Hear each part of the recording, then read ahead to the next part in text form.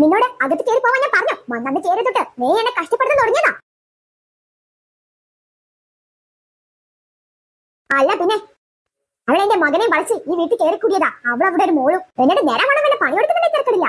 അല്ല പിന്നെ നിന്റെ മോളൊരു സൗകര്യം തന്നില്ല എനിക്ക്. ഞാനതിന് അവിടെ ഇട്ട് പോന്നിട്ടുണ്ട്. വേണമെന്നുണ്ടെങ്കിൽ അതിനെ കുട്ടി വല്ല റൂമിൽ അടച്ചു പൂട്ടും.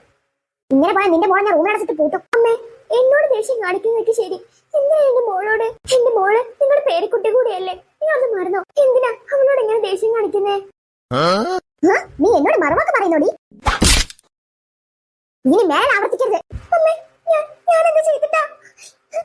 അമ്മേ എന്തിനാ എന്റെ മോളെ ഇങ്ങനെ ഉപദ്രവിക്കുന്നേ? അമ്മയ്ക്ക് ഞാൻ എപ്പോഴും നല്ലതല്ല ചെയ്തിട്ടുള്ളൂ. എവിടെയാണ് നീ എനിക്ക് വേണ്ടി നല്ല ചെയ്തത്? നീ ഒരു കുട്ടിയെ കൊണ്ട് ഇങ്ങോട്ട് വന്നതാണ് ഏറ്റവും നല്ല കാര്യം. എന്റെ മോനെ കൈയും കാലും കാണിച്ച് വളച്ചെടുത്തിട്ട് അവന്റെ സമ്പാദ്യം മുഴുവൻ നിനക്ക് തിന്നു തീർക്കാൻ വിചാരിച്ചോ? ഞാനെന്ന് വിരൽ ഞൊടിച്ചാ നീ വീടിന് പുറത്താ. അമ്മേ ഞാനിവിടെ അമ്മയ്ക്കൊരു ശല്യമില്ലാതെ എല്ലാ ജോലിയും ചെയ്ത് അടങ്ങിയിരിക്കല്ലേ. പുറത്ത് ആരെങ്കിലും വരുമ്പോൾ സംസാരിച്ചെന്ന് വെച്ച് അമ്മ ഇത്രയൊക്കെ എന്തിനാ? അങ്ങനെ പുറത്ത് വരുന്നോടൊക്കെ എന്റെ കുറ്റം പറഞ്ഞെടുത്ത് നാട്ടിൽ നാച്ചിക്കാണല്ലേടി. ഇനി മുതൽ നീ വീടിന് പുറത്ത് വന്നാ പറഞ്ഞു വേണ്ട. പിന്നെ നിനക്ക് സ്ഥാനം ഈ വീടിന് പുറത്തും എന്റെ മകന്റെ ജീവിതത്തിന് പുറത്തുവാ. അമ്മയ്ക്ക് അമ്മയുടെ പേരക്കുട്ടിയെ കുറിച്ച് ചിന്തിച്ചൂടെ? നീ എന്നെ പഠിപ്പിക്കണ്ട. അതിന് ഞാൻ എന്റെ പേരക്കുട്ടിയെ കണ്ടില്ല. അതിന് നോക്കിക്കോ, നിന്റെ മുമ്പിൽ വെച്ചനെ ഞാൻ ബാനുവിന്റെ നിന്റെ ഭർത്താവിന്റെ കല്യാണം നടത്തിയിരിക്കും. ബാനു ഒന്നിങ്ങോട്ട് വരട്ടെ. അമ്മേ എന്തിനാ അമ്മേ ഇത്രയും കാലായില്ലേ? ഇനി അമ്മയ്ക്ക് പഴയതൊന്നും മറക്കാനായില്ലേ? എന്തിനാ ഒക്കെ ഇങ്ങനെ മനസ്സ് വെച്ചിട്ട്? നീ പോയിക്കേ. നീ മുമ്പിൽ പോകുന്നുണ്ടോ? അകത്തേക്ക് പോ. അമ്മേ ഞാൻ എന്ത് ചെയ്തിട്ടാ? അമ്മ പറ, എന്തിനാ എന്നോട് എന്റെ മോളോട് ഇത്ര ദേഷ്യം? എന്റെ മോളെവിടെ? അവളെ അമ്മ അടുക്കള ഭാഗത്ത് ഒറ്റക്കാക്കിട്ടാണ് പോകുന്നത്. അവിടെ മുറ്റത്തിരിപ്പുണ്ടായിരുന്നു. കയ്യിലൊരു കൊള്ളയും പിടിച്ച് നിൽപ്പുണ്ടായിരുന്നു. അവളെങ്ങനെ നമുക്ക് നോക്കിക്കൂടെ? ഞാൻ എങ്ങനെ ജോലി അവളെയും കൂടെ നോക്കുക? നിന്റെ കൊച്ചിന്റെ വായ അതിനെ അടഞ്ഞിരിക്കണ്ടേ? 24 മണിക്കൂർ കള എന്ന് പറഞ്ഞു എന്റെ മുന്നാലെ നടന്നോളൂ. നിന്റെ പോലെ തന്നെ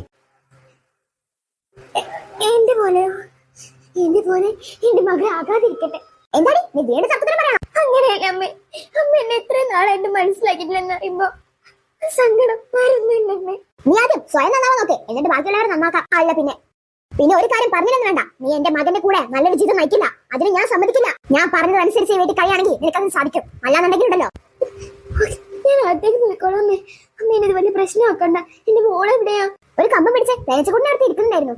ഇനി അതുകൊണ്ട് അത് തോണ്ടിയോ കുത്തിയോ ഒന്നും എനിക്കറിയത്തില്ല. എന്തേലും ആളെ ഞാൻ അറിയത്തില്ല. അയ്യോ അമ്മേ എന്റെ കുട്ടി ആ കാറ് വിളിക്കുന്നത് പോയി നോക്കി എന്തായെന്ന്. അവളവിടെ ഒരു കുഞ്ഞും ഞാൻ ജംഗ്ഷൻ വരെ പോയിട്ട്. അമ്മ എനിക്ക് തോന്നുന്നത് അവൾ അതി കുത്തിയെന്ന. അവൾ കരഞ്ഞിട്ട് വിളിക്കുന്നു. കണ്ടോ എന്റെ മോള് ചൊറിയുന്ന പറയുന്ന. അമ്മ പോവല്ലേ അമ്മ? അമ്മേന്റെ കൂടെ നമുക്ക് മോൾക്ക് എന്തായാലും നോക്കാം. അമ്മ പോയി ഞാൻ അവളെ ഒറ്റയ്ക്ക് എങ്ങനെ ഹാൻഡിൽ ചെയ്യുക? അമ്മ പോവല്ലേ? പിന്നെ ഇതൊക്കെ ഉണ്ടാക്കി വെച്ച് എനിക്കാണോ പോവാൻ മടി? എനിക്കൊരു കോട്ടം ജോലി ഉള്ളതാ. ഞാൻ പോവാ. എനിക്ക് ജംഗ്ഷനിൽ പോയിട്ട് കുറച്ച് സാധനം മേടിക്കണ്ടേ. കരയിലെ മോളെ അമ്മതേ വരുന്നേ. നോക്കി എന്താ പറ്റിയേ? അയ്യോ മോളെ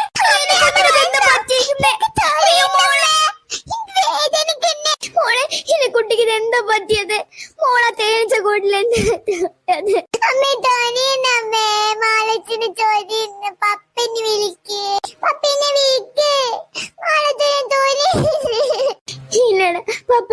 പപ്പയെ വിളിക്കാട്ടോ. അമ്മ പപ്പയെ വിളിക്കാം. മോളിവിടെ നിൽക്കട്ടോ. അമ്മ പപ്പയെ വിളിക്കട്ടോ. നോക്ക് ഒന്നുമില്ല കേട്ടോ. നമുക്ക് ഹോസ്പിറ്റലിൽ പോയിട്ട് ഇതിനുള്ള മരുന്നൊക്കെ പോരട്ടെ. അപ്പൊ മാറിക്കോളൂട്ടോ.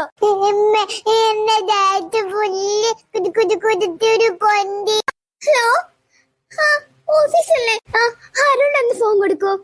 അരുൺ ചേട്ടന് ഫോൺ ഇവിടെ മറന്നു വെച്ചേക്കാ. ഒന്ന് കൊടുക്കോ. മീറ്റിങ്ങിലാണെന്നോ? അയ്യോ ഇനി ഞാൻ എന്ത് ചെയ്യാനാ ദേവി?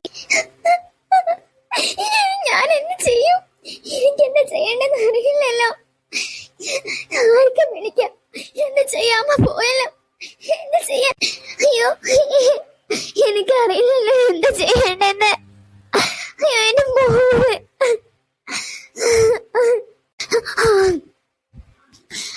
ആർക്കപ്പ വിളിക്കാം?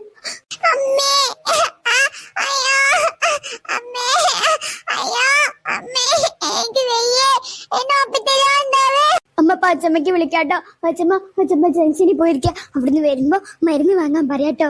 അല്ല അതിനിപ്പോ വിഷത്തേനീച്ചകളാണോ? പ്രശ്നാവോ? അയ്യോ വിഷത്തേനീച്ചകളാണെങ്കിൽ പെട്ടല്ലോ. ഞാൻ ജയിലിൽ പോവേണ്ടി വരുമോ? വിഷത്തേനീച്ചാണെങ്കിൽ ആശത്തങ്ങ് തീർന്നു വെക്കാം. പക്ഷെ ഞാൻ ജയിലിൽ പോകേണ്ടി വരുമല്ലോ. ആ കുട്ടി എന്റെ പേര് പറയാതിരുന്നാ മതിയായിരുന്നു. കണ്ടിട്ട് നല്ല കൊടുമിശയുള്ള തേനീച്ചാളാന്ന് തോന്നുന്നു. എന്റെ ദൈവമേ ഇനിയിപ്പോ ഇത് എന്റെ തലേക്കാവോ? ജംഗ്ഷനിലേട്ടെന്ന് പറഞ്ഞ് പോരണ്ടില്ലായിരുന്നു. അവളിനെ എന്റെ കുറ്റം ഫുള്ള് പറഞ്ഞു കൊടുക്കോ? അയ്യോ, അല്ലെങ്കിൽ ഞാൻ അവളെ കുറെ വഴക്ക് പറഞ്ഞതാ. അയ്യോ, ഇനി അഥവാ കുട്ടി ചത്തിട്ട് എന്നെ പോലീസ് പിടിച്ചോട് കൊണ്ടുപോവോ? അപ്പൊ ഇവളെല്ലാ കാര്യങ്ങളും പറയൂ. എന്റെ ദൈവമേ, ഞാൻ അവ കുടുങ്ങുമല്ലോ. എന്താ ഇപ്പൊ ചെയ്യാ? അവളാണല്ലേ വിളിക്കുന്നേ. ഹലോ അമ്മേ, അമ്മേ, മോളെ തേനീച്ച കുത്തിയിട്ട് ആകെ പൊന്തിയിരിക്കുന്നു. അമ്മേ, എന്ത് ചെയ്യാനാ? കുട്ടിയുടെ കുസൃതി കൊണ്ട് തന്നെ അല്ലേ? നീ ഒരു കാര്യം ചെയ്യേ, അവിടെ ഉണ്ടാവും എന്റെ ഒരു ഓയിൽമെന്റ് ചൊറിക്കൊക്കെ തേക്കുന്ന, അതങ്ങ് തേച്ചുകൂടെ, അപ്പൊ അങ്ങ് മാറിക്കോളൂ. അല്ല, അവൾ എന്നെ കുറിച്ച് എന്തെങ്കിലും പറഞ്ഞോ? അമ്മയെ കുറിച്ച് എന്ത് പറയാനാ?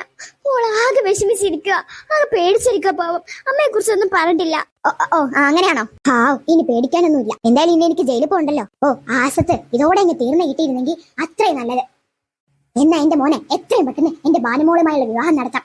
ബാനുമോള് അന്ന് പഠിക്കാൻ വേണ്ടി ഇംഗ്ലണ്ടിൽ പോയില്ലായിരുന്നെങ്കിൽ ഇന്ന് അവന്റെ ഭാര്യ ആയിരുന്നു. ഈ അസത്തിനെ മോളെയും എങ്ങനെയൊക്കെ വിട്ട് നിറക്കി വിട്ട് കല്യാണം നടത്തായിരുന്നു അവന്റെ. അതിനെന്റെ മോൻ സമ്മതിക്കണ്ടേ? എന്റെ മോൻക്ക് അവന്റെ ഭാര്യയും മകളെന്ന് പറഞ്ഞാൽ മതി. എന്റെ ബാനുമോളിങ് വരട്ടെ, എന്നിട്ട് വേണം അവന്റെ കല്യാണം എങ്ങനെയൊക്കെ നടത്താൻ. അതിനത് ഈ അസത്ത് ഇന്നങ്ങ് തീർന്നു കിട്ടിയിരുന്നെങ്കിൽ നല്ലതായിരുന്നു. ഈ അസത്തിന്റെ പേര് പറയാത്തത് കൊണ്ട് എനിക്കും വലിയ കുഴപ്പമൊന്നും ഉണ്ടായില്ല. തീർന്നു കിട്ടിയ അത്രയും നല്ലത്. തീർന്നു കിട്ടിയാൽ മതിയായിരുന്നു അസത്ത്. അല്ല ദൈവമേ, അതിനി വിഷത്തേനീച്ചയാണോ അതോ സാധാരണ തേനീച്ചയാണോ? വിഷത്തേനീച്ച ആയില്ല മതിയായിരുന്നു, എന്നാലും അതിന്റെ കഥ തീരത്തുള്ളൂ. ഹോസ്പിറ്റലിൽ എത്താതെ ആ ചൊറിമരുന്നും തേച്ച് വീട്ടിലെങ്ങി ഇരിക്കട്ടെ. എന്നിട്ട് കാണാം എന്താ സംഭവിക്കാൻ പോകുന്നേന്ന്.